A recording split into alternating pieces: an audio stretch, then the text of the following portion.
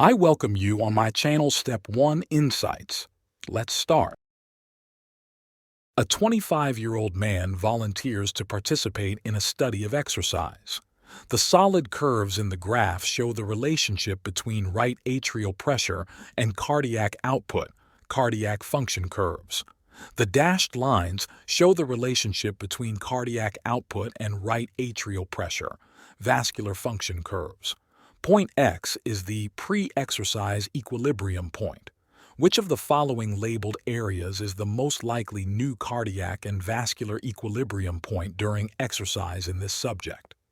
In this graph, solid curves represent cardiac function curves, which show the relationship between right atrial pressure and cardiac output. The dashed lines are vascular function curves, showing the relationship between cardiac output and right atrial pressure. Point X indicates the pre-exercise equilibrium point. During exercise, there are a few physiological responses that we would expect. Cardiac output increases due to an increased heart rate and stroke volume. Right atrial pressure increases. This is because venous return to the heart increases with exercise due to the muscle pump effect.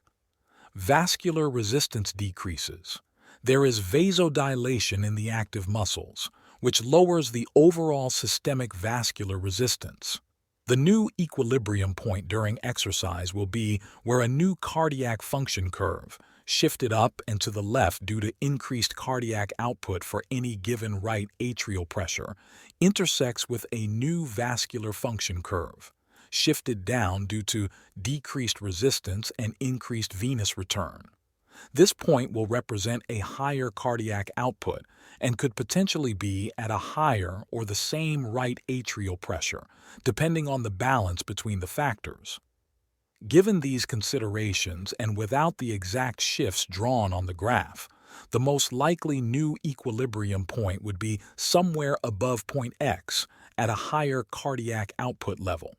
Since we cannot modify the graph to show these shifts, we have to infer the new equilibrium point based on the physiological changes during exercise.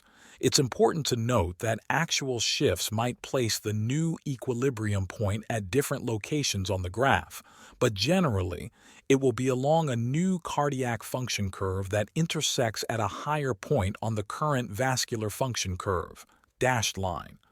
Thank you for watching this video. Subscribe my channel, click like, and never give up.